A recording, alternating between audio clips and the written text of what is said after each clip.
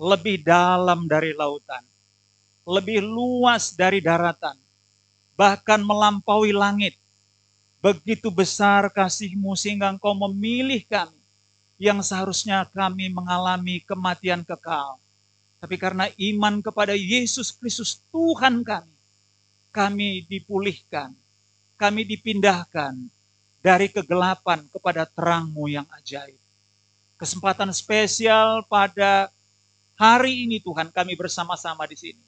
Marilah Roh Kudus Engkau menjamah kami, menjamah setiap pribadi, supaya ketika kami hadir di sini Tuhan, bukan hanya fisik kami, tapi Tuhan, jiwa kami, pikiran, kehendak, emosi kami juga ada di tempat ini. Kiranya seluruh sesi retreat ini Tuhan menguatkan kami, sehingga ketika kami pulang, kami berakar ke bawah, dan kami berbuah ke atas, menghasilkan buah-buah, seperti yang tertulis dalam Galatia pasal 5 ayat yang ke-22, sehingga hidup kami berdampak di dalam keluarga, di komunitas, di masyarakat, dimanapun kami berada. Kiranya Tuhan menolong kami, kiranya Tuhan menguatkan kami, menguatkan semua hamba-hamba Tuhan yang melayani. Terima kasih Tuhan. Berkati kami dengan kekuatan, berkati kami dengan kesehatan, berkati kami dengan sukacita. Dan kalau pada pagi hari ini ada yang sakit, Tuhan turunlah kasih karunia-Mu. Engkau yang menjamah pribadi-pribadi yang sakit. Dan kami berdoa di dalam nama Yesus Kristus, terjadilah kesembuhan yang sempurna. Bagi yang mengalami pergumulan yang sangat berat, pikiran yang bercabang, kiranya kasih karunia-Mu menturun di tengah-tengah kami, menjamah kami sehingga kami boleh melihat bahwa Tuhan lebih besar dari persoalan kami. Terima kasih Bapak, berbicaralah, kami terbatas. Tapi Roh Kudus tidak terbatas untuk memberkati kami, untuk menerjemahkan, memberikan pengertian dari sesi kami hari ini, berakar ke bawah dan berbuah ke atas. Kami menerima firman-Mu, hati kami terbuka. Dan urapi kami semua, urapi ruangan ini Tuhan. Dan kami menolak segala kuasa kegelapan, roh-roh jahat, intimidasi, segala bentuk gangguan. Kami tolak di dalam nama Tuhan Yesus Kristus. Hanya kami undang Roh Kudus yang beracara di tengah-tengah kami. Urapi kami semua Tuhan, kami sambut firman-Mu dengan bersyukur. Di dalam nama Tuhan Yesus Kristus, kami sudah berdoa dan mengucap syukur untuk semua berkat-berkat-Mu. Semua kita umat Tuhan berkata bersama-sama, amin, amin, amin. Salam semuanya, silahkan duduk. Saya mohon izin bukanya masker ya, boleh ya? Iya ini saudara, kalau saya nggak buka masker, saudara nggak bisa lihat senyum saya. Jadi harus dibuka dulu. Saya tadi mohon maaf, saya nggak tahu kalau masih di Jakarta ini pakai masker. Kalau kami di Bali sudah nggak pakai masker, cuma di pesawat. Jadi saya tadi malu juga loh, kalau semua pakai masker. Jadi mohon maaf ya, bukan disengaja karena tidak tahu. Jadi nanti saudara jangan laporkan saya ke Gubernur DKI. Ya. Oke, baik. Mari kita bersama-sama melihat dari Alkitab kita, dari Yesaya pasal 37. Kita akan mengupas dalam 2 sesi ini mengenai berakar ke bawah dan berbuah ke atas atau bertumbuh ke atas. Oke.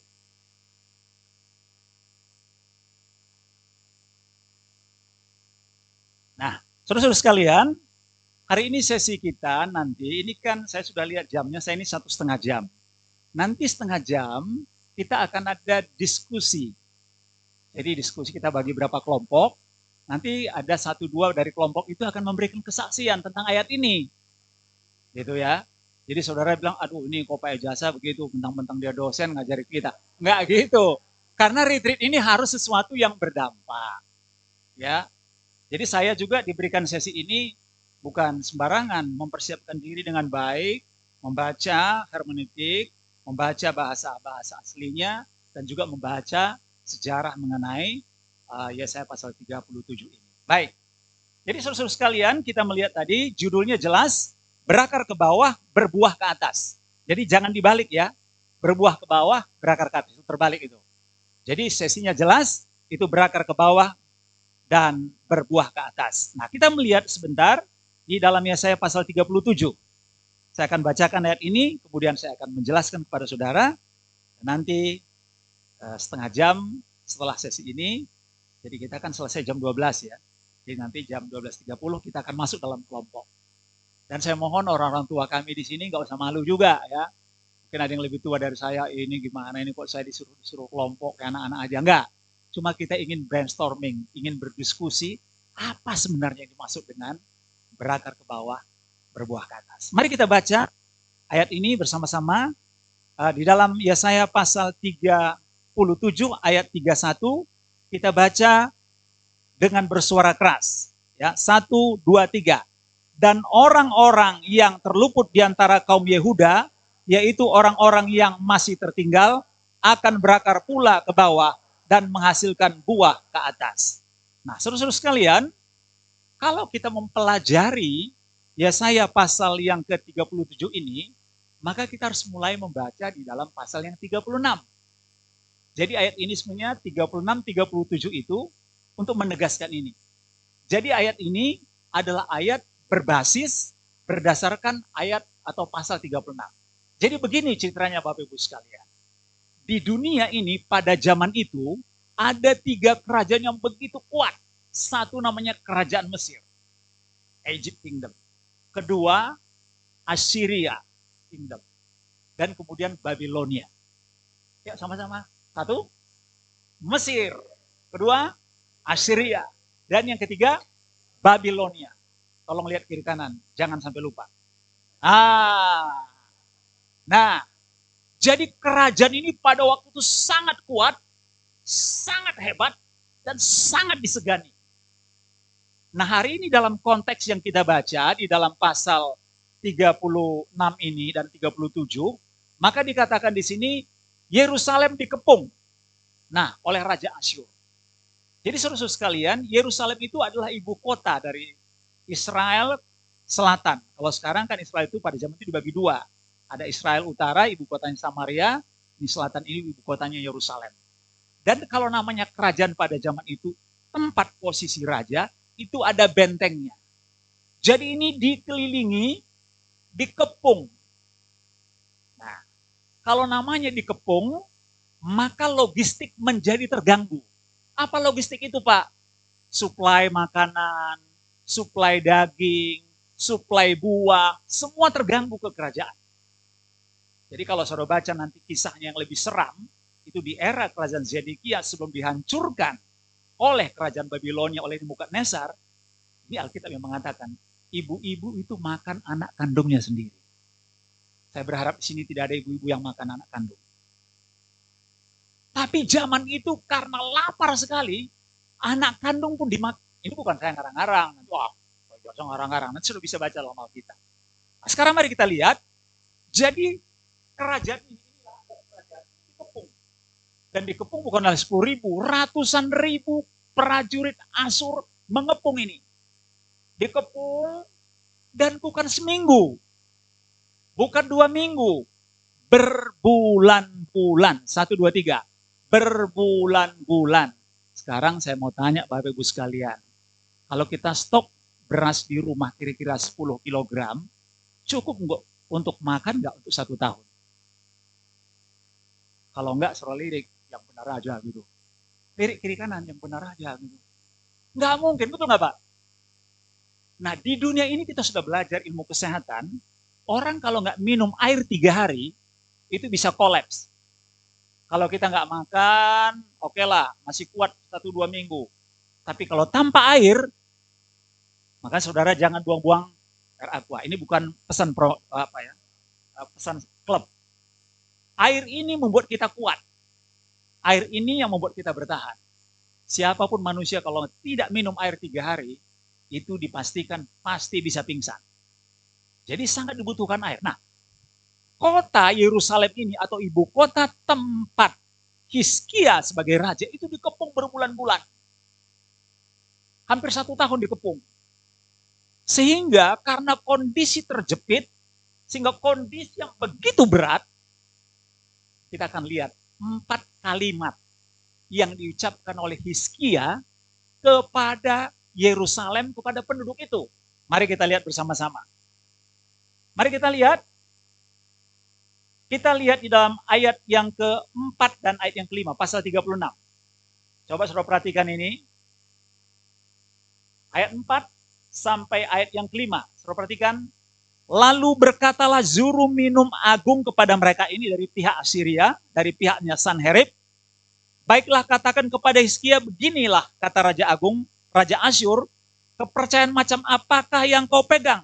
Kau kira bahwa hanya ucapan bibir saja dapat merupakan rencana, kekuatan untuk perang? Sekarang kepada siapa engkau berharap, maka engkau memberontak terhadap aku? Saudara perhatikan ayat ini, ketika mereka sudah terjepit, ketika mereka sudah terdesak, muncul kalimat ini. Kalimatnya kira-kira dalam bahasa Indonesia begini. Hei penduduk Yerusalem, mau berharap kepada siapa kamu? Kami sekarang sudah menguasai kalian. Kami sekarang sudah mengepung kota ini. Kepada siapa kamu berharap? Nah, terus sekalian, coba slide berikutnya. Kalimat itu muncul seperti ini. Kepercayaan apakah yang kau pegang?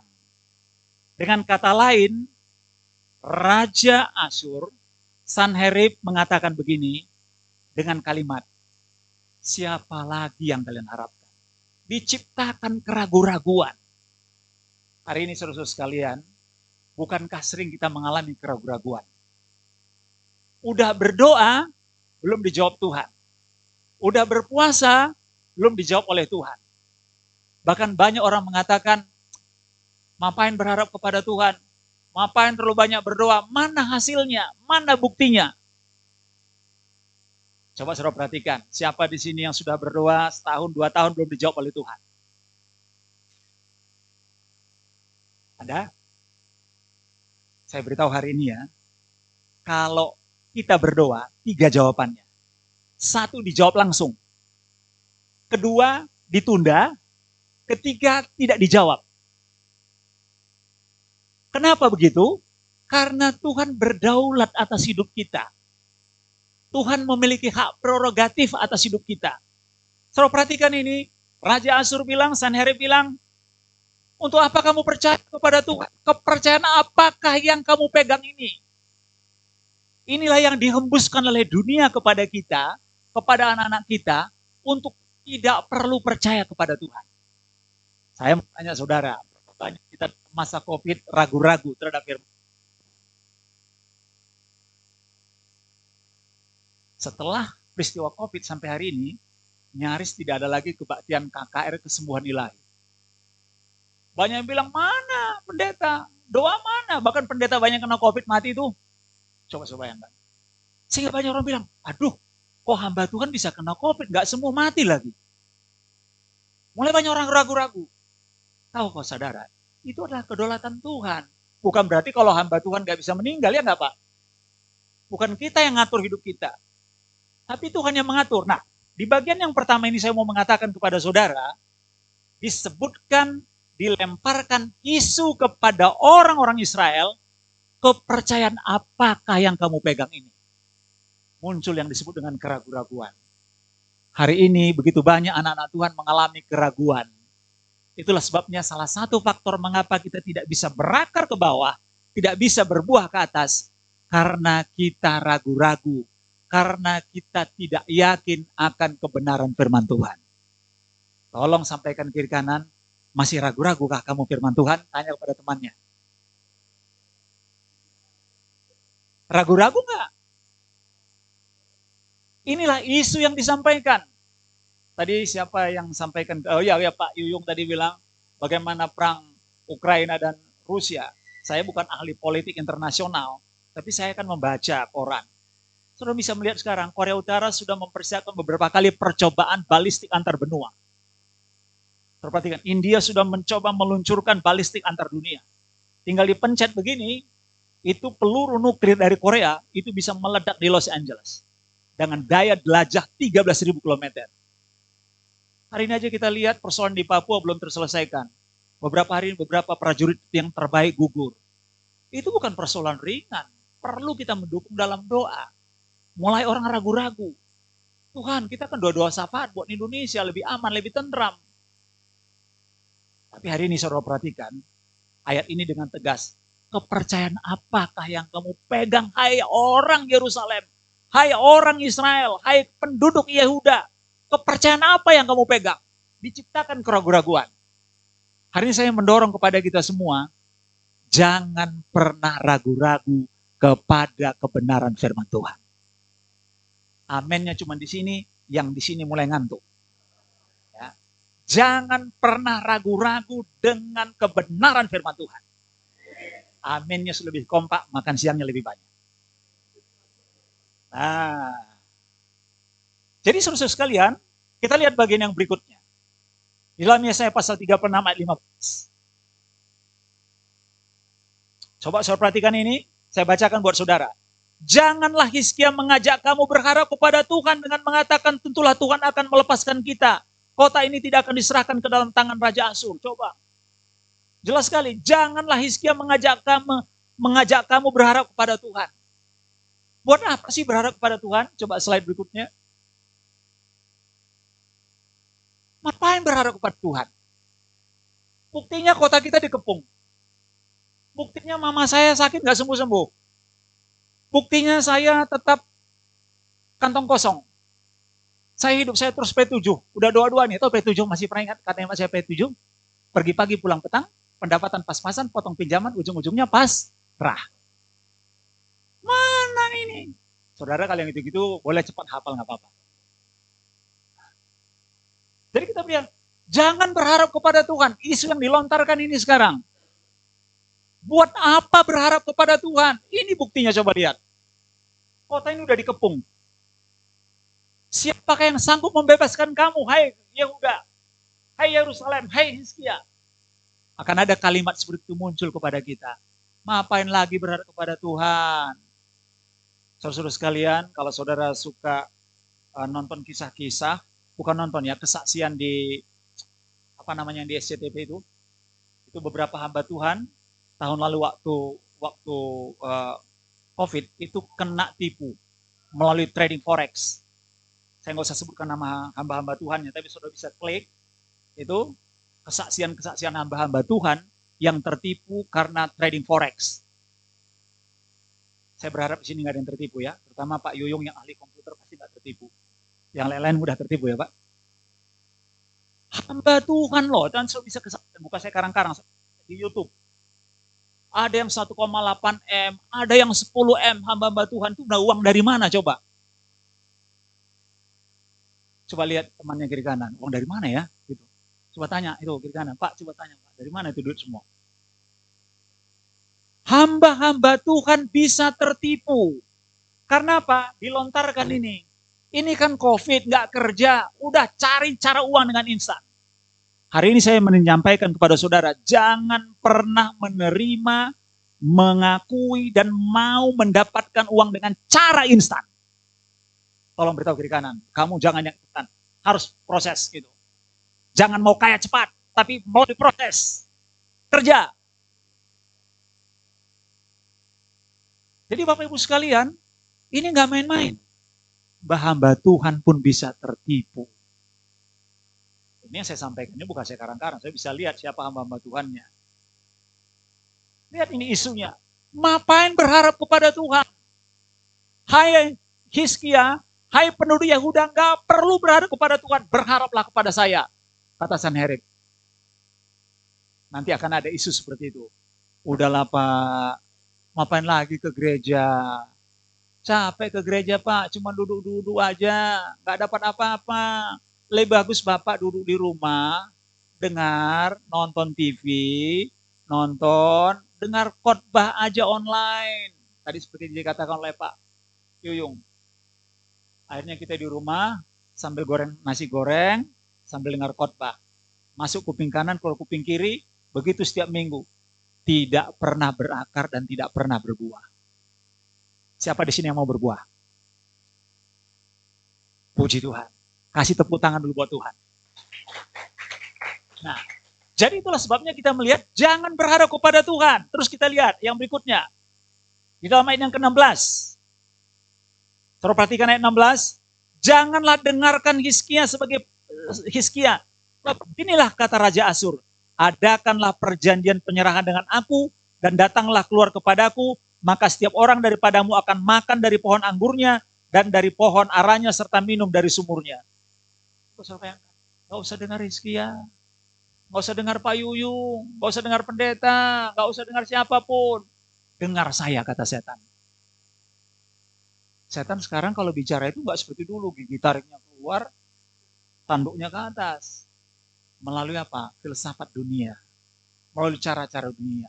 Sekarang kalau saudara search di Google, saudara search di YouTube, cara mendapatkan uang cepat, keluar ribuan. Itu di Bali itu ada satu iklan, kaya dalam waktu 7 hari. 7 hari kaya. Langsung ditunjukin duitnya di situ. Itulah yang kita lihat kasus dukun yang menggandakan uang yang ditemukan jenazahnya 12 orang. Saya berharap di sini tidak ada yang datang ke dukun pengganda uang. Tolong beritahu kamu jangan ke dukun yang menggandakan uang. Jadi Bapak Ibu sekalian meninggal. Nah, hari ini saya mau mengatakan kepada saudara, jangan dengarkan Hizkia, kata Raja Sanherib, Raja Asyur. Itu sekarang disampaikan oleh isu dunia, gak usah mau dengarkan firman Tuhan. Itulah sebabnya ketika kita tidak mau mendengarkan firman Tuhan, kita akan sulit berakar ke bawah, kita akan sulit berbuah ke atas. Apa maksudnya mendengarkan firman Tuhan? Merenungkan firman Tuhan itu siang dan malam, itulah yang tertulis dalam Mazmur pasal 1. Makanya merenungkan firman Tuhan itu gak bisa sekali-sekali. Makanya kitab yang saudara pegang ini yang saya pegang ini satu-satunya kitab di dunia yang disebut dengan buku kehidupan. Sekarang banyak kita lihat orang ke gereja, pakai Alkitabnya jenis ini. Tidak salah saudara pakai ini. Makanya ada beberapa teman kemarin lalu kami diskusi di Lembaga Alkitab Indonesia. Pak Sembiring dia bilang, wah lama-lama ini Lembaga Alkitab Indonesia tutup. Kenapa sih? Bilang kaget juga. Nggak ada lagi yang beli Alkitab katanya. Waduh, tapi berapa orang hari ini yang bawa Alkitab? Coba boleh angkat tangan. Ampunilah kami ya Tuhan. Jadi bukan salah saudara bawa itu, nggak salah. Saya nggak mengatakan salah ya, jangan saudara rekam saya dilaporkan. Itu ada itu pendeta bilang itu nggak boleh pakai. Enggak, saya nggak mengatakan begitu. Tapi ini tetap harus kita baca. Beda kita baca di sini dengan yang di sini. Karena di sini waktu kita baca masuk WA. Halo, kapan kita mau minum kopi di Starbucks? Wah, buka deh. Ada ribuan grup. Tapi ini berbeda kalau kita baca. Ini yang disebut dengan buku kehidupan. Jangan main-main dengan kitab suci. Inilah yang disebut dengan buku kehidupan dan buku yang tidak akan pernah punah sampai selama-lamanya. Amin. Nah, jangan dengarkan. Buat apa merenungkan firman Tuhan? Buat apa? Jangan dengarkan. Dan itulah yang terjadi saudara sekalian. Mari kita lihat bagian yang berikutnya. Ayat 17. Ada satu orang yang bisa membaca ayat 17? Boleh dari Alkitab elektronik? Silahkan.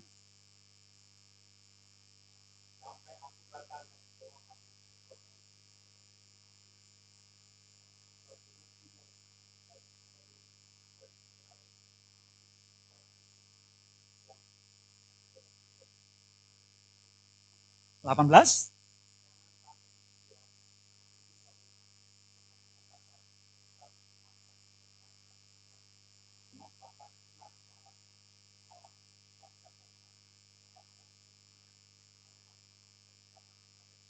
Bayangkan, ini janji Sanherib.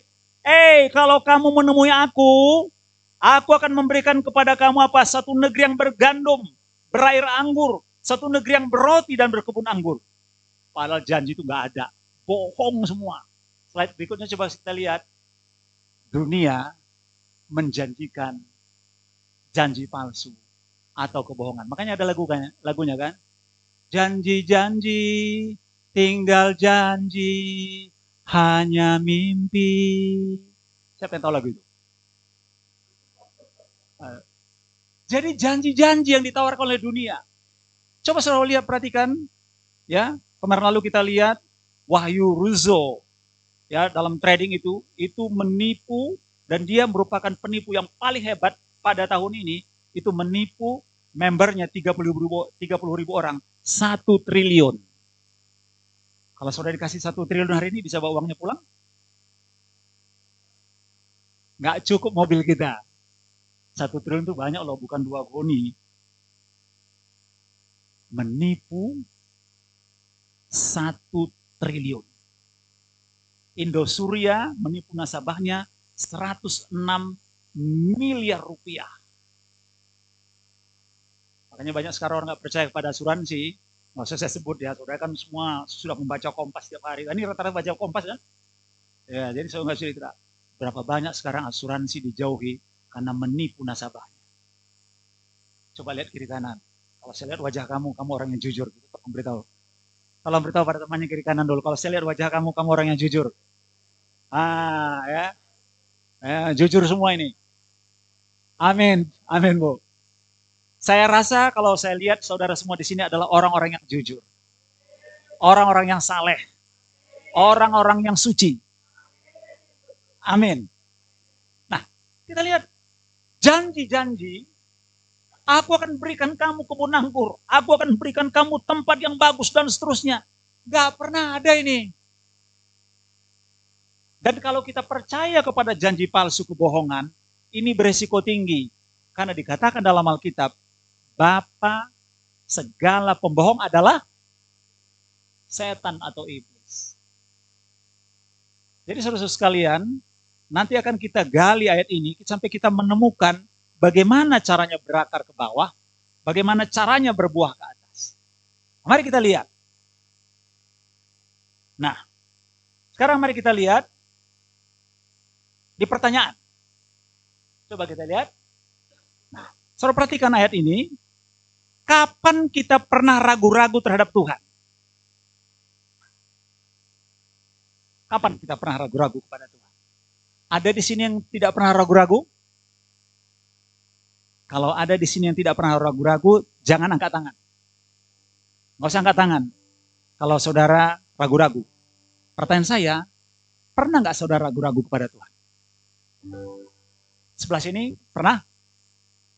Pernah. Sebelah sini? Pernah. Jadi saudara lihat, kapan kita pernah ragu-ragu terhadap Tuhan? Mengapa kita ragu-ragu? Kira-kira kalau saya tanya kepada saudara, bisa sebutkan satu sebab enggak? Kenapa kita ragu-ragu kepada Tuhan? Ini kalau saya mengajar, kalau ada di sini daftar nama mahasiswa, saya panggil nih. Kan nggak mungkin saya tanya Pak Yuyung. Pak Yuyung, mengapa? Kan nggak boleh gitu pada pendeta. Ya kan? Tapi kenapa? Nanti kita masuk dalam kelompok. Nah setelah itu nanti saya akan jelaskan. Pertanyaan kedua, apakah kita pernah tidak berharap kepada Tuhan? Pernah nggak kita nggak berharap kepada Tuhan? Ngapain berharap pada Tuhan? Apa peristiwa atau kejadian kita tidak perlu berharap kepada Tuhan? Pernah kita kecewa kepada Tuhan? Pernah nggak kita kecewa? Pertanyaan ketiga, kapan pertama kali kita malas mendengarkan firman Tuhan? Kenapa kita kadang-kadang malas mendengarkan firman Tuhan? Pertanyaan keempat, kenapa janji-janji palsu lebih enak didengar? Apakah saudara pernah mendapat janji palsu? Kapan peristiwanya? Ceritakan secara singkat. Nah, kita waktunya cepat sekali. Kita akan coba bagi 4 kelompok. Ya, bagi 4 kelompok. Saya berikan waktu saudara nanti masing-masing kelompok 15 menit untuk sharing. Sudah itu saya lanjutkan sesi ini. Bagaimana cara baginya ini? 1, 2, ini kelompok-kelompok bisa aja berempat. Kita bagi, ya. Baginya caranya kita berdiri aja diskusinya, biar cepat. Jadi nggak usah kursinya dirubah. Mungkin ini 1 kelompok, ini kelompok 2, ini kelompok 3, gitu ya. Ini kelompok 1, kelompok 2, kelompok 3, gitu ya. Ayo, coba kita berdiri masing-masing berhadapan. Ayo, silahkan. Bisa berhadapan ke belakang ya, berhadapan. Yang di sini ibu berhadap ke sini, yang ini berhadapan ke sini. Nah, hadap sini. Yang ini bicara. Oke, ayo Bu, hadap sini Bu. Yang ini menghadap kemari, ibu berhadapan. Bapak ini berhadapan kemari. Kau usah berdiri Pak kalau capek, bisa duduk. Ini Bapak berhadapan ke sini. Pertanyaannya cuma itu. Nah, karena waktu kita singkat, Bapak tinggal pilih salah satu, jangan semua. Pilih salah satu yang mau didiskusikan, yang mana? Ayo, jangan semua, nanti nggak cukup waktunya. Ayo, silahkan, supaya saya bisa terus. Nah, tanya. Ayo, ayo. Kalau memang susah berdiri, Bu, bisa kursinya balik aja. Ah, kalau memang susah agak berdiri, balik aja. Ayo. Pilih satu ya, jangan semua dipilih. Oke, ayo.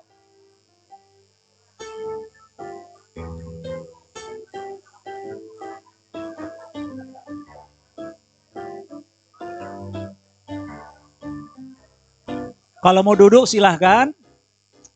Oke, supaya kita bisa mulai ya, waktu kita cuma singkat, 15 menit. Pilih satu dari 4 pertanyaan. Pak, Bapak pilih pertanyaan nomor berapa? Nomor 1. Oke, di sini pilih pertanyaan nomor berapa, Bu? Oh, nomor 1. Di sini pertanyaan nomor berapa? Oh, nomor 1. Dek, ini pilih pertanyaan nomor berapa? Oh, 1. Oke, Ibu pilih pertanyaan nomor 1. Di sini pilih pertanyaan nomor berapa? 1 katanya. Oh, 1 atau 2? Oh, ya udah, ayo, silahkan, silahkan. Ayo. Sudah bisa kita mulai? Kita hitung 15 menit dari sekarang. Oke ya, kita mulai. 1, 2, 3. Silahkan.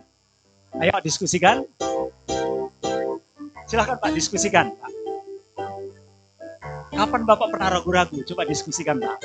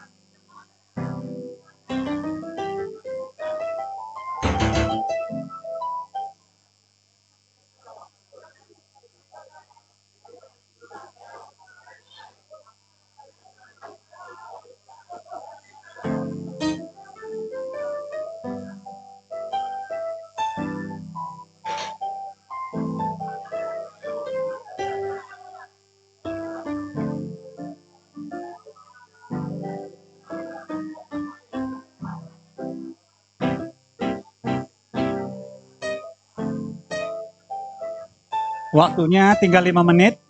Silakan.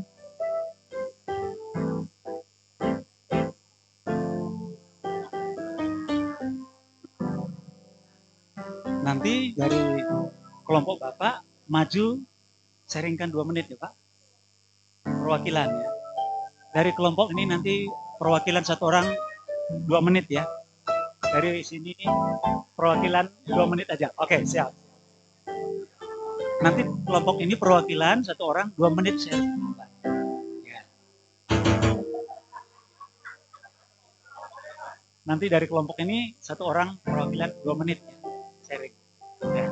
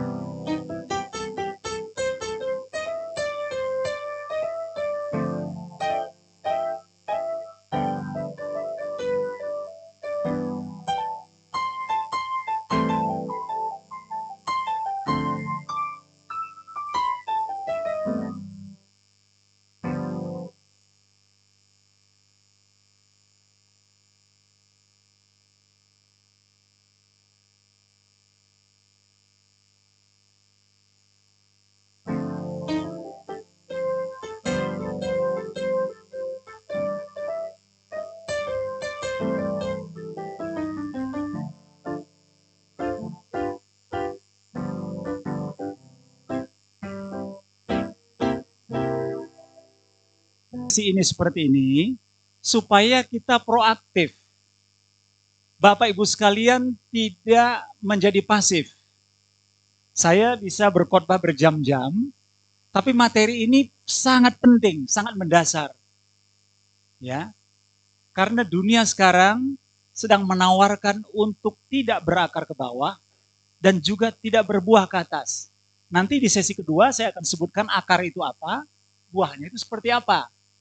Tapi hari ini kita akan mendengarkan kenapa kita perlu dengar dari masing-masing kelompok supaya kita bisa menganalisis. Oh, begini ternyata. Dari situlah kita belajar untuk tidak mengulangi. Nah sekarang kelompok manapun yang saya panggil, mohon maju ke depan dengan hormat dan men-sharingkan. Dan pada waktu teman kita maju ke depan, kita berikan tepuk tangan yang meriah. Jangan diketawain, tapi diberikan tepuk tangan. Jadi kita minta kelompok yang pertama dari Bapak kita yang terhormat, siapa yang akan maju di sini? Silakan Bu, ayo kita berikan tepuk tangan yang meriah dulu. Ya.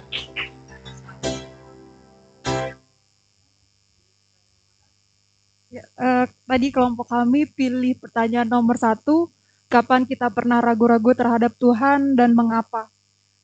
Jadi dari hasil sharing kami tadi, pada kesimpulannya kami masing-masing pernah meragukan Tuhan.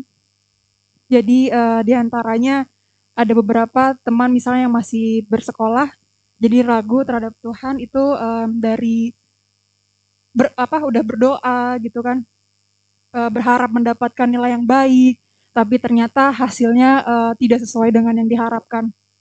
Seperti itu. Terus kalau dari segi pekerjaan, ketika kita sudah berusaha semaksimal mungkin, kita sudah berusaha melakukan sebisa apa yang kami bisa lakukan, tapi ternyata hasilnya tidak sesuai dengan apa yang diinginkan. Jadi itu membuat kami ragu-ragu terhadap Tuhan, kurang lebih seperti itu. Siska. Jadi saya mau mengatakan kepada saudara, ini tolong saudara dengar baik-baik. Ya supaya meluruskan doktrin yang benar. Kalau kita ikut Tuhan Yesus, bukan berarti jalannya lurus. Tidak ada problem, tidak ada masalah. Semuanya running well. Enggak. Kita ikut Tuhan itu tetap juga menghadapi persoalan. Jadi jangan suruh pikir kalau kita ikut Tuhan berarti semuanya lancar, semuanya. Enggak begitu, itu ajaran dari mana? Jadi apa yang disampaikan tadi betul. Sudah berdoa, tapi nilainya enggak sesuai dengan harapan. Sudah berdoa, tapi pekerjaannya juga belum sesuai. Jangan gara-gara itu kita meragukan Tuhan. Mana Tuhan? Saya sakit kok gak sembuh-sembuh. Waduh, tahu gak saudara? Bangsa Israel jalan kaki 40 tahun.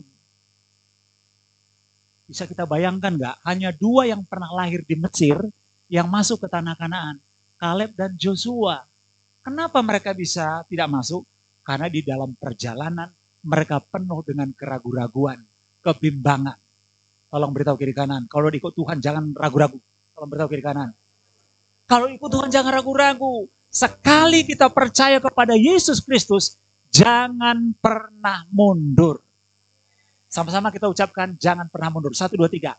Jangan pernah mundur. Lebih keras. Jangan pernah mundur. Tolong cubit, jangan mundur. Oke. Yang berikut, di kelompok 2, silakan. Ayo Bu. Dengan Ibu siapa? Kita berikan tepuk tangan buat Ibu Evi. Shalom saudara-saudara terkasih dalam Tuhan. Ini saya hanya sedikit sharing ya. Yang pertama itu, kapan kita pernah ragu-ragu terhadap Tuhan? Biasanya kalau ibu-ibu di sini ragunya itu masalah finansial ya, atau penyakit gitu ya. Ketika keluarga kita, misalnya suami kita gitu lagi tiba-tiba mendapat PHK gitu dari kantor gitu kan. Itu kan pasti anak kita kan lagi butuh biaya gitu kan. Terus sedangkan kita ada rumah gitu. Terus kita berdoa sama Tuhan gitu kan setiap hari. kita berdoa bikin mesbah gitu, kita berdoa supaya rumah kita gitu ada yang beli atau kontrakin gitu. Terus kita berdoa itu udah lama nggak dijamah-jamah sama Tuhan, nggak dijawab-jawab doa kita. Nah kita kan merasa putus asa, kita jadi ragu sama Tuhan gitu kan. Setelah kita nggak berdoa gitu, malah ada yang mau ngontrak rumah kita gitu, ada yang kontrak gitu kan. Jadi ya setelah setelah jawaban kita itu berdoa itu dijawabnya itu cukup lama ya, ketika kita ragu tiba-tiba udah berapa tahun gitu baru ada yang mau ngontrak gitu. Jadi dari situ saya mengambil kesimpulan kalau kita tuh jangan ragu sama Tuhan, kita harus tetap berdoa walaupun kita sedang diuji sama Tuhan ya. Atau misalnya ada yang kena penyakit gitu, kita berdoa, kita harus berdoa terus, jangan sampai putus, biar penyakit kita itu diangkat dan dijamah oleh Tuhan. Jadi itu aja sih mengenai sharing saya pada hari ini. Terima kasih. Terima kasih Bu Evi. Kita lihat, didoain supaya rumahnya bisa disewa atau terjual. Malah nggak terjual dan nggak tersewa-sewain. Mulai ragu-ragu, itu kita alami. Tapi bukan atas dasar itu kita meninggalkan Tuhan. Amin Bapak Ibu sekalian. Sekarang rumah sudah tersewa Bu? Amin. Kita berikan tepuk tangan sekali lagi. Baik, kelompok berikutnya. Siapa yang maju? Ayo, silahkan Dek. Siapa namanya Dek? Siapa? Ubah. Yuk, silahkan Pak. Ubah. Nama lengkapnya apa? Mahkota. Ya. Silahkan. Oke, sebenarnya tadi sudah hasil diskusi nomor 1, tapi karena udah ada yang banyak nomor 1, jadi dialihkan ke nomor 3. Kapan pertama kali ketika malas mendengar firman Tuhan? Biasanya itu ketika kita sudah habis beraktivitas, kita biasanya cukup lelah gitu. Jadi di situ ada salah satu faktor bikin malas.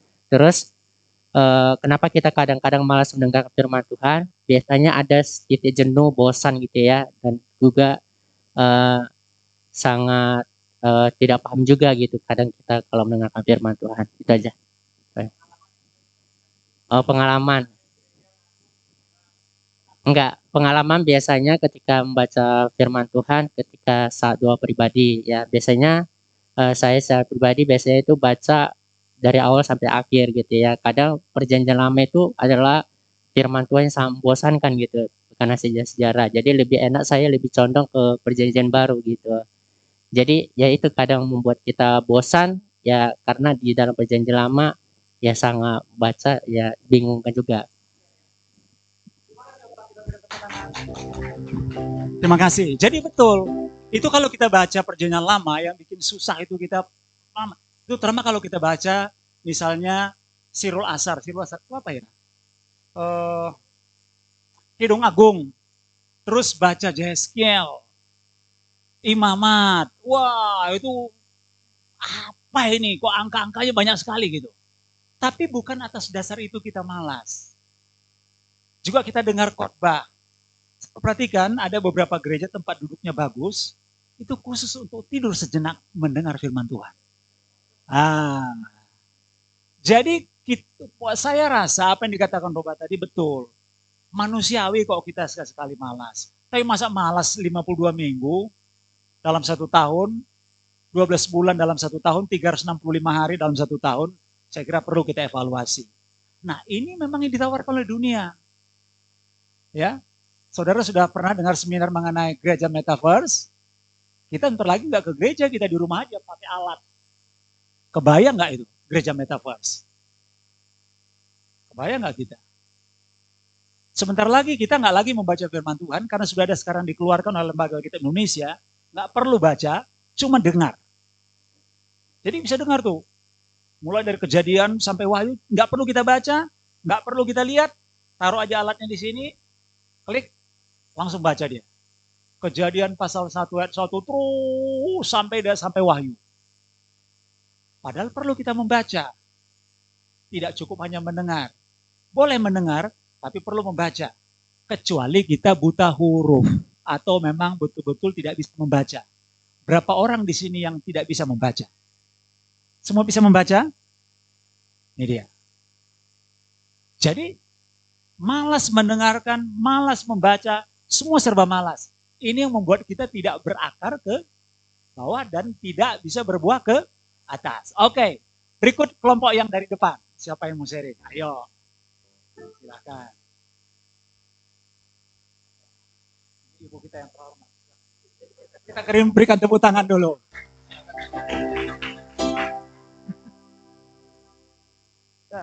Karena kita orang-orangnya banyak yang senior, Pak. Jadi kita jawab nomor 1, 2, 3. Pernah gak kita ragu-ragu terhadap Tuhan? Pernah, Pak. Waktu doa kita belum dijawab-jawab. Kita jadi ragu, bukannya ragu Tuhan sanggup atau enggak menjawab doa kita, tapi kita ragu apa doa kita ini sesuai enggak sama kehendak Tuhan atau enggak gitu. Jadi ragu-ragunya sih rohani, Pak. Terus kan Tuhan jawab pasti yang sesuai dengan kehendak Tuhan gitu. Nah, terus kalau yang kedua, pernah nggak tidak berharap kepada Tuhan? Kita selalu berharap kepada Tuhan, tapi kadang-kadang nggak utama, karena kadang-kadang kita kayak waktu kita sakit, kita pikirnya langsung ke dokter ini gitu, ke rumah sakit ini. Oh, yang bagus ini, obat ini, minum obat ini, obat itu gitu. Jadi Tuhannya seolah-olah kayak nomor 2 gitu. Setelah yang pertamanya enggak. Terus kalau nomor 3, kapan kita malas dengerin firman Tuhan? Waktu kita tahu yang khotbah nggak enak, Pak. Itu sering banget. Pengalaman saya juga begitu. Kalau saya tahu minggu ini yang khotbah dia nggak enak. Jadi dari awal udah nggak mau gitu. Jadi udah otomatis nggak kedenger. Terus waktu kita lagi banyak masalah. Jadi pikirannya lagi pusing, lagi kemana-mana, ya kita jadi nggak konsentrasi untuk dengerin, gitu. Jadi saudara lihat, kita semua pernah mengalami, bukan? Inilah yang kita kenal Sanherib atau Asyur ini mewakili representasi dari dunia kepada anak-anak Tuhan. Saudara sekalian, mungkin saudara percaya tidak percaya ya. Rasul Paulus itu kena satu penyakit, tidak pernah sembuh. Tapi kalau dia kasih sapu tangannya kepada orang, itu orang sembuh. Dikatakan dalam kitab suci, nanti kita buka di sesi kedua. Telah 3 kali aku berseru kepada Tuhan, supaya duri ini keluar dari dagingku. Apa jawab firman Tuhan? Cukuplah kasih karuniaku kepadamu, supaya di dalam kelemahan engkau menjadiku kuat.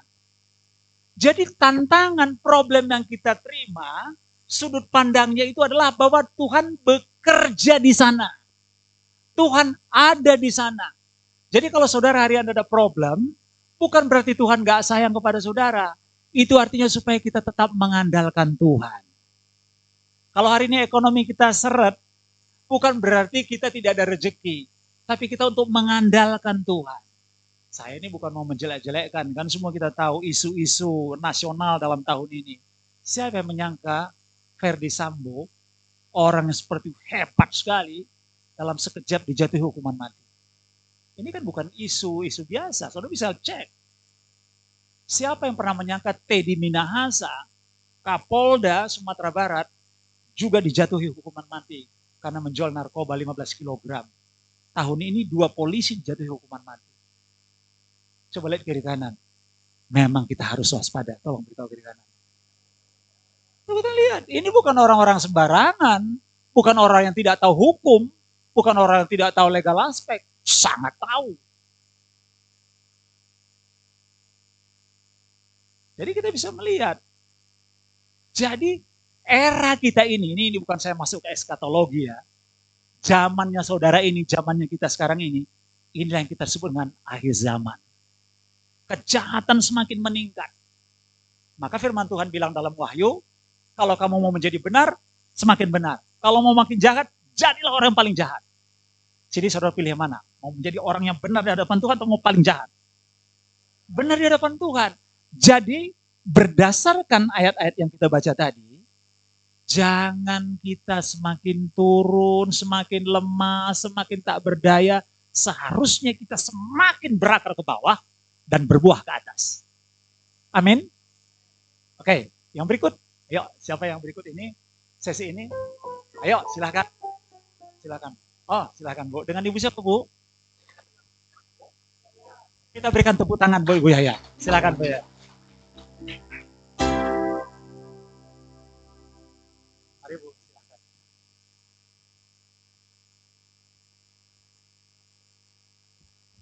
Ya, terima kasih. Sebenarnya saya malu menjawab karena udah di duluan kelompok ini. Tapi nggak apa-apa. Kami memilih tadi pertanyaan nomor 1. Kapan kita pernah ragu-ragu terhadap Tuhan? Mengapa? Jadi karena tadi kelompok saya kebanyakan adalah pekerjaannya dagang dan udah lanjut usia. Jadi jawabannya adalah waktu kita mengalami situasi dan keadaan yang tidak tentu dan di luar kendali. Contohnya waktu COVID kemarin ya, kita mengalami situasi yang tidak tertentu dan di luar kendali kita gitu kan. Kita nggak tahu ke depannya bagaimana. Nah di situ kita mulai merasa sebenarnya gimana nih Tuhan gitu kan. Dan merasa doa juga belum dijawab gitu kan.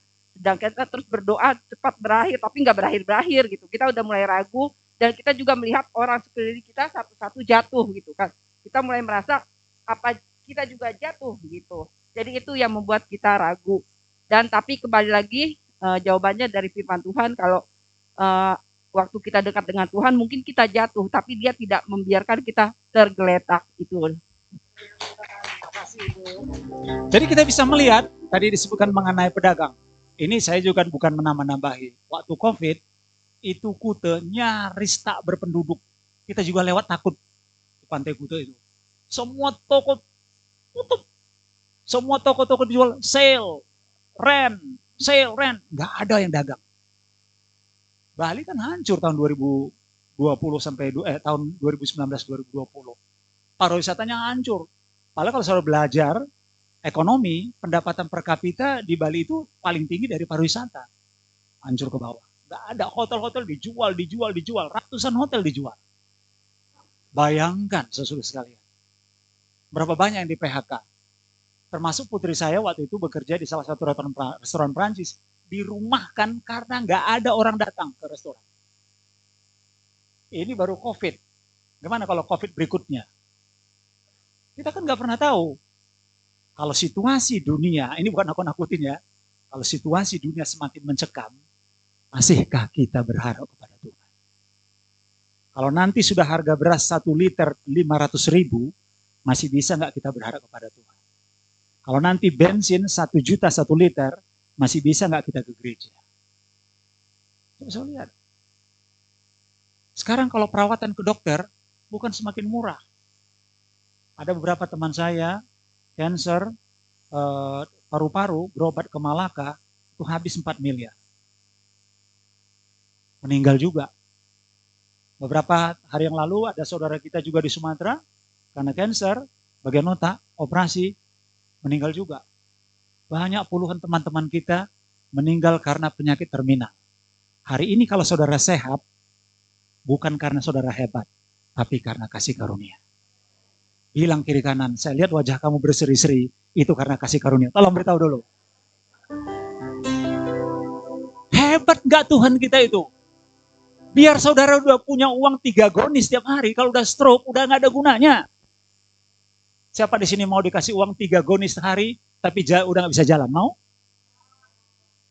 Jadi kalau kita sehat hari ini, semua karena kasih karunia. Oke, yang berikutnya. Siapa sekarang? Mari Bu. Oke. Ini kelompok terakhir ya? Oke, silahkan. Namanya siapa, Dek? Oh, Lukas. Wah, ini penginjil ya. Ayo. Ayo, silahkan Lukas.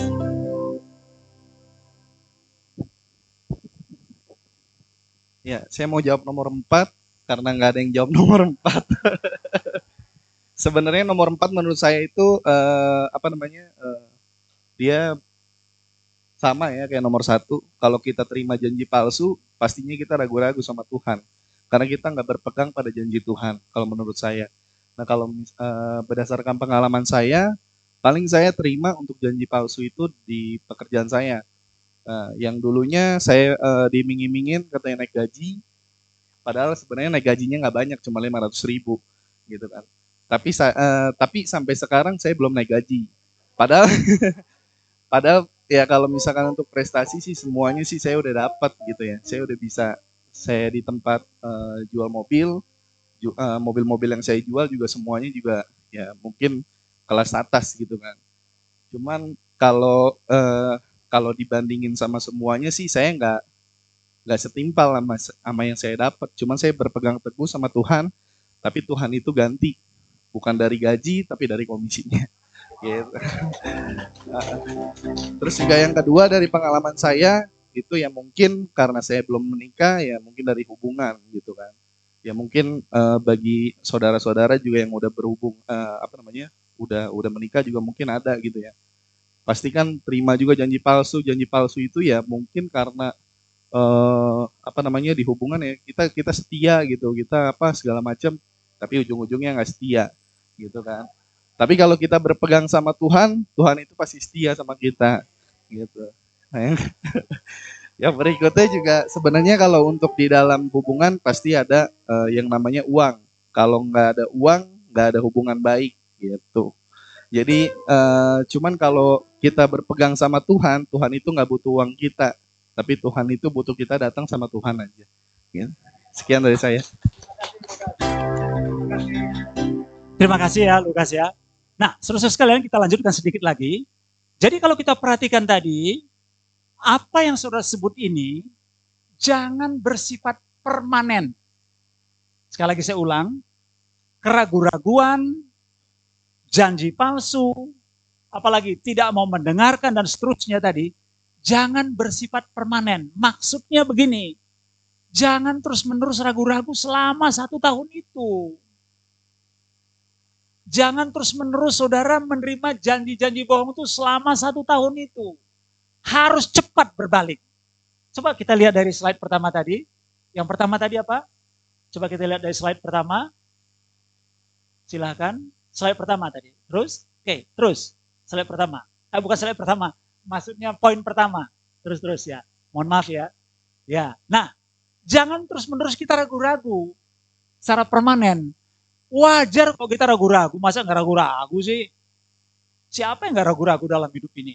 Kita mau beli rumah aja ragu-ragu. Bener nggak rumahnya? Jangan-jangan tanahnya nggak jelas. Jangan-jangan surat hak miliknya nggak ada. Kita beli mobil kan nggak bisa ragu-ragu. Ini ada mesinnya apa tidak? Dicek dulu mesinnya. Ada rodanya apa tidak? Saudara kalau mau beli segala sesuatu kan mesti dicek. Untuk memastikan. Karena saat ini banyak KW. Apa namanya KW itu ya? Bukan yang asli, bukan orisinil. Tapi apakah keraguan-raguan kita kepada Tuhan permanen? Kalau terus-menerus kita memiliki keraguan-raguan, itu yang membuat kita tidak bisa berakar ke bawah, tidak bisa berbuah ke atas. Oke, yang berikut nomor 2. Nah, kalau ada orang mengatakan, janganlah Hizkia mengajak kamu berharap kepada Tuhan. Nanti akan ada orang bilang kepada saudara begitu, ngapain berharap kepada Tuhan? Saya pernah dengar kalimat seperti ini. Berdoa, nggak berdoa juga nggak diberkati. Lihat tuh orang si A, si B, si C, si D. Bukan anak Tuhan diberkati. Kita kok anak Tuhan nggak diberkati? Itu sangat berbahaya. Itulah yang dilakukan oleh bangsa Israel. Musa, apakah kami kurang makanan di Mesir? Apakah kami tidak makan semangka di Mesir? Apakah kami kurang makan daging di Mesir? Mengapa engkau membawa kami ke tanah yang gersang ini supaya kami mati dan anak cucu kami mati dan kambing-kambing domba kami mati? Bayangkan. Padahal setiap hari mereka makan roti mana dari surga. Kita setiap hari dapat roti mana dari surga. Apa roti mana itu? Kesehatan kita, kekuatan, sukacita, damai sejahtera, hati yang kuat. Itu kan mana dalam hidup kita. Mana juga berbicara firman Tuhan yang hidup dalam jiwa kita, dalam pikiran kita, dalam kehendak dan emosi kita. Ini dia. Akan ada isu seperti ini, nggak usah berharap kepada Tuhan. Nggak ada Tuhan itu. Saya cerita sedikit ya. Saudara nanti kalau ada waktu, ya bisa membaca namanya filsafat eksistensialis. Ini saudara dengar baik-baik. Pendiri filsafat eksistensialis ini namanya Nietzsche dan Kierkegaard. Nanti saudara bisa search di Google. Ya, jangan hari ini, dengar dulu. Nah, Nietzsche dan Kierkegaard ini bapaknya pendeta. Mereka berdua juga sekolah tinggi teologi di Jerman.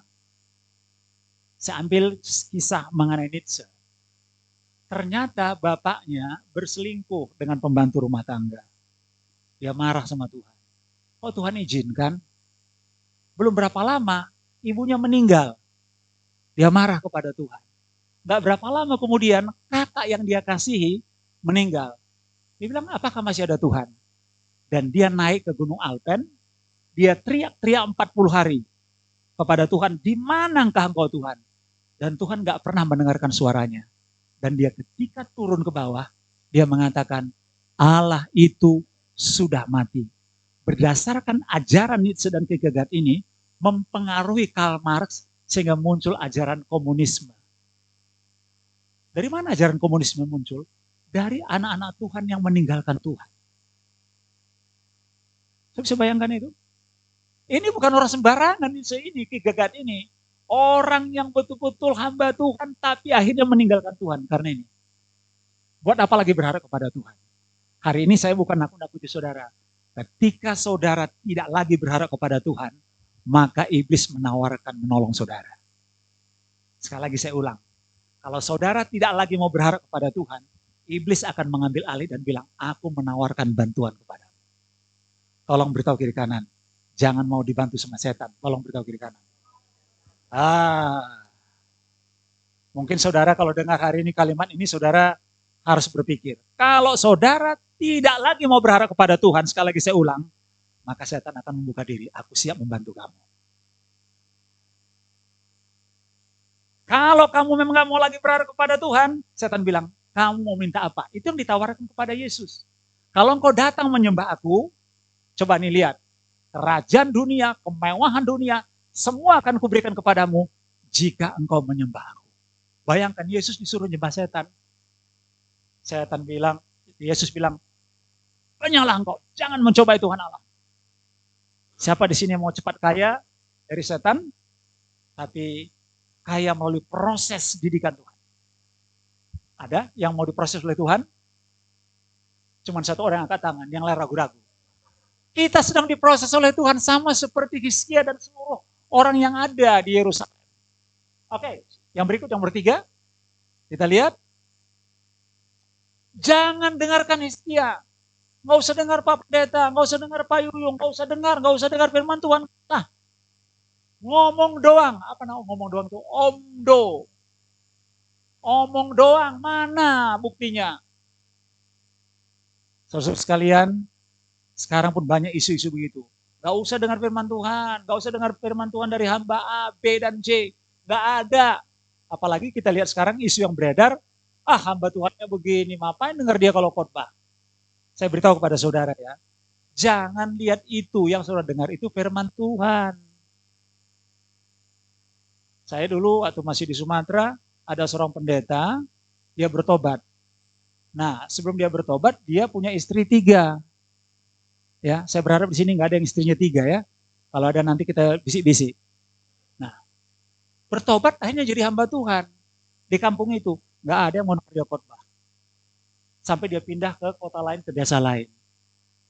Nah, itu waktu dia belum bertobat, istrinya 3. Setelah dia bertobat, sudah beda. Betul-betul dia bertobat. Nah, sekarang saya mau tanya saudara.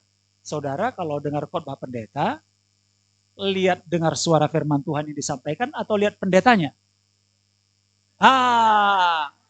Aduh Pak, saya nggak mau dengar pendeta, soalnya kumisnya nggak ada. Ya, kalau yang itu bagus Pak khotbahnya, kumisnya seperti gagang telepon. Waduh, kita mendengarkan firman Tuhan bukan berbasis personalnya, tapi apa pesan-pesan Tuhan yang disampaikan. Amin. Jadi tadi ada ibu kita yang kita dengar tadi di depan, saya nggak usah sebut namanya, ya. Aduh, kalau pendeta yang ini udah dah. Waktu kita menciptakan proses begitu, akhirnya kita memang 5 menit langsung. Maksudnya 5 menit itu langsung nguap. Kenapa? Karena kita sudah mempersepsikan hamba Tuhan ini nggak enak khotbah. Memang ada beberapa saya lihat di YouTube, hamba Tuhan kalau khotbah enak bener. Ketawa sepanjang khotbah. Wah. Tapi masa semua hamba Tuhan begitu? Lama-lama kita dengar lawak dong. Ya, tolong beritahu kiri kanan, kamu jangan hanya dengar khotbah pendeta yang ketawa-ketawa, yang serius juga gitu. Tolong beritahu kiri kanan.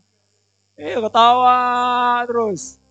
Bukan berarti nggak boleh ketawa ya Pak Yoyong, tapi masa sepanjang khotbah 52 minggu itu kita ketawa terus di gereja? Itu nggak pas. Oke, yang berikut, yang terakhir. Coba kita lihat. Nah, janji palsu atau kebohongan. Ini yang ditawarkan oleh dunia. Coba saya perhatikan. Sampai aku datang dan bawa kamu ke satu negeri seperti negerimu. Satu negeri yang bergandum dan berair anggur. Satu negeri yang berroti dan berkuah. Nggak ada. Ya, Tuhan yang menjanjikan kepada Bapa Abraham, Ishak dan Yakub, kepada keturunanmu, aku memberikan tanah perjanjian yang berlimpah susu dan madu. Ini berani-beraninya Sanherib mengatakan, aku memberikan kepadamu satu negeri yang bergandum, berair anggur, negeri yang berroti dan berkebun anggur.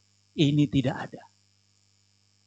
Itulah sebabnya kalau kita baca nanti di dalam pasal yang ke-31, dan orang-orang yang terluput di antara kaum Yehuda, yaitu orang-orang yang masih tertinggal, akan berakar pula ke bawah dan menghasilkan buah ke atas. Kita akan lihat siapa orang ini sebenarnya. Ada nggak orang ini dalam kelompok kita? Ada orang ini dalam gereja kita? Nah, jadi dengan demikian kita bisa melihat, inilah poin-poin bagaimana kita akhirnya tidak berakar ke bawah dan tidak berbuah ke atas. Mulai hari ini saya mendorong kita jangan cepat percaya kepada janji-janji palsu. Jangan cepat percaya kalau ada orang menawarkan investasi cepat kaya. Jangan cepat-cepat percaya kalau ada orang jual rumah murah.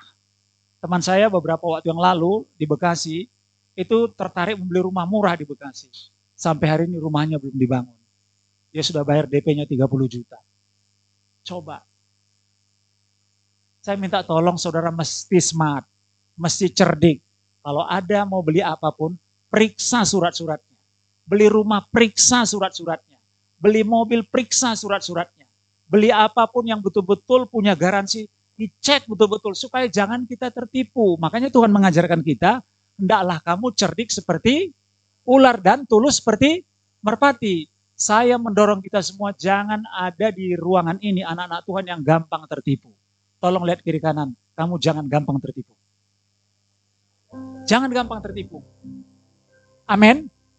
Nah, jadi kita bisa lihat 4 poin ini. Inilah yang menyebabkan tidak bisa berakar ke bawah dan tidak bisa berbuah ke atas. Kenapa? Karena akarnya begitu lemah. Itulah sebabnya Tuhan Yesus memberikan satu perumpamaan. Orang yang mendengar perkataanku dan melakukannya, ia sama seperti orang yang mendirikan apa? Rumah di atas batu, rock, batu karang. Tetapi orang yang mendengar firmanku tetapi tidak melakukannya, ia mendirikan rumahnya di atas pasir. Jadi mendengar dan melakukan itu bagian yang tidak bisa dipisahkan. Tapi kalau kita cuma mendengar tidak melakukan, akhirnya mendirikan rumah di atas pasir. Siapa di sini yang mau mendirikan rumahnya di atas batu? Mari kita bangkit berdiri bersama-sama.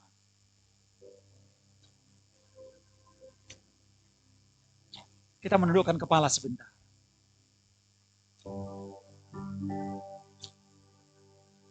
Sebelum kita berdoa, saya berikan waktu 1 menit buat saudara. Coba saudara pikirkan sebentar saja, dalam 1-2 menit. Adakah kita pada pagi hari ini ragu-ragu kepada firman Tuhan? Hal apa yang membuat saudara ragu-ragu kepada Tuhan? Katakan kepada Tuhan, Tuhan aku ragu-ragu. Sudah 3 minggu saya berdoa, tapi hasil jualan saya masih belum maksimal. Sudah sekian tahun saya berdoa, Tuhan, karir tidak naik-naik. Mungkin ada di sini yang sudah kena janji-janji palsu dan tertipu. Katakan kepada Tuhan, saya sudah tertipu, bisnis A, B, dan C. Untuk ke depan berikan saya kehati-hatian Tuhan. Mungkin ada di antara saudara di sini sudah tidak mau lagi mendengarkan firman Tuhan. Tidak mau lagi mendengarkan hamba-hamba Tuhan. Tidak mau lagi mendengarkan apapun dikatakan oleh Alkitab. Katakan kepada Tuhan sekarang, Tuhan ampuni saya. Saya mau berakar ke bawah. Saya mau berbuah ke atas. Silakan saudara berdoa 1-2 menit. Minta ampun kepada Tuhan. Supaya ketika kita keluar atau ketika pulang dari retreat ini, kita benar-benar jemaat yang berakar ke bawah, berbuah ke atas.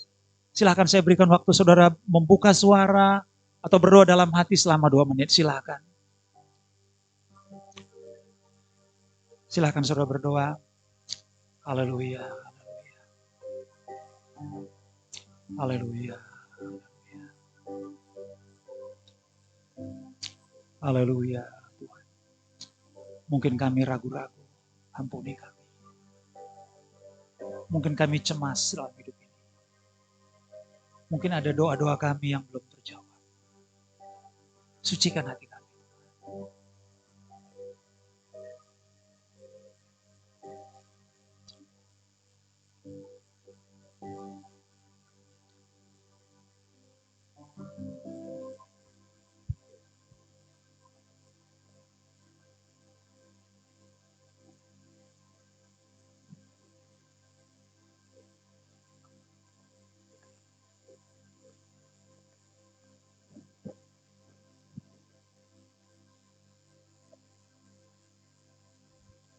Haleluya.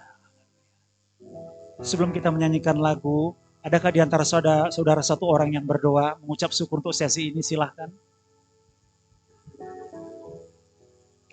Siapa saja satu orang bisa berdoa, bersyukur untuk sesi ini?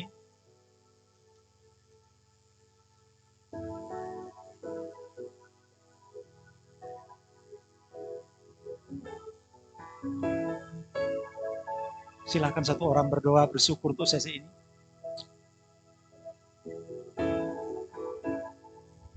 Bapa yang bertata di dalam kerajaan surga, terima kasih Bapa untuk firman Tuhan pada siang hari ini Bapa yang boleh dibagikan Bapa. Pimpin kami Bapa untuk kami tidak ragu-ragu, untuk kami juga boleh terus mendengarkan Engkau Bapa, untuk berharap hanya kepada Engkau saja Bapa.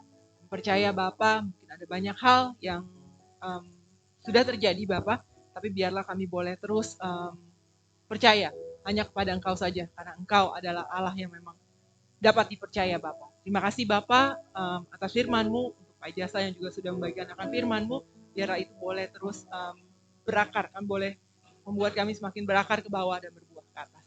Nah, dalam nama anak-Mu yang tunggal, Tuhan kami Yesus Kristus, kami berdoa dan mengucap syukur. Amin. Oke, mari kita nyanyikan pujian Yesus, Yesusku berseru.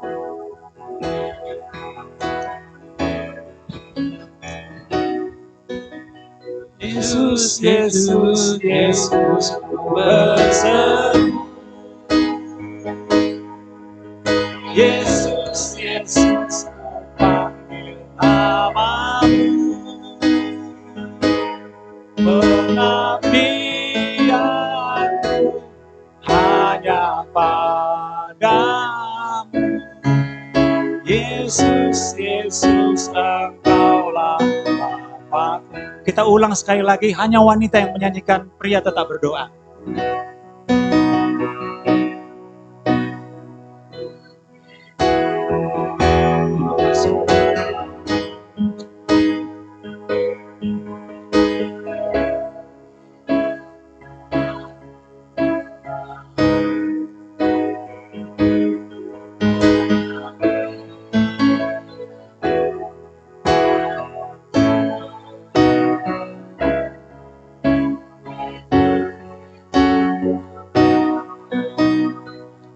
Wanita berdoa, pria menyanyikan lagu ini dari awal.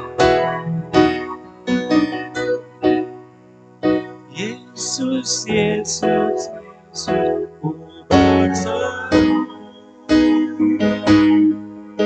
Yesus, Yesus, ku panggil namamu.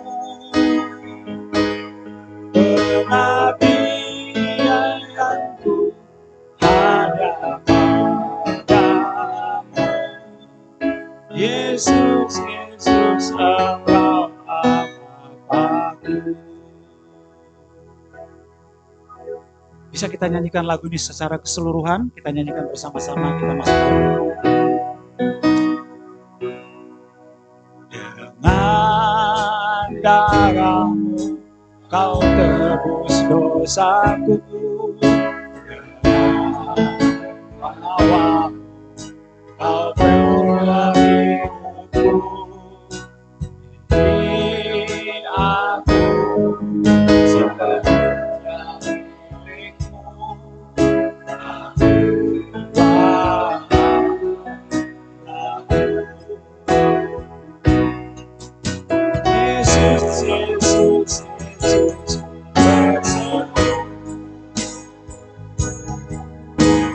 Yesus, Yesus, panggil namamu.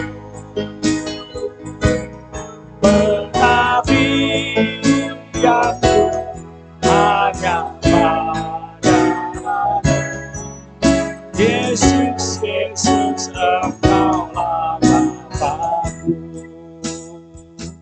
Saudara-saudara sekalian, Yesus sudah memberikan nyawanya kepada kita. Dan dia tidak pernah ragu-ragu.